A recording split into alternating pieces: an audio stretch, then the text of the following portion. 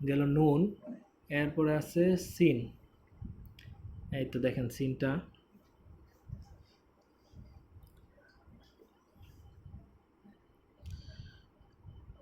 এই তো, তারপরে এইভাবে, তারপরে একটা নুন বসায় দিব। এখানে নুন বসানোর ক্ষেত্রে ছেড়ে দিতে হবে বায়ের মতো, ঠিক আছে? আবার দেখাচ্ছি বিষয়টা কিভাবে হবে। এই যে, তারপরে আস্তে করে এরকম,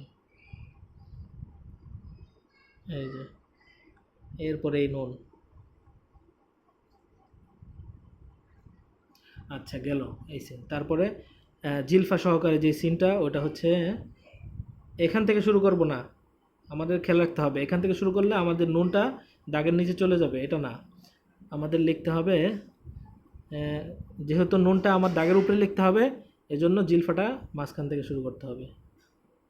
এই যে, এখানে ছেড়ে দিতে হবে, তারপরে হচ্ছে গিয়া এইভাবে, এরকম যাতে না হয়, এই যে এইটাই উপরে উঠায় ফেললাম না, এরকম যাতে না হয়, তাহলে এই যে হবে না, তাহলে এখানে কোনা পড়া যাবে।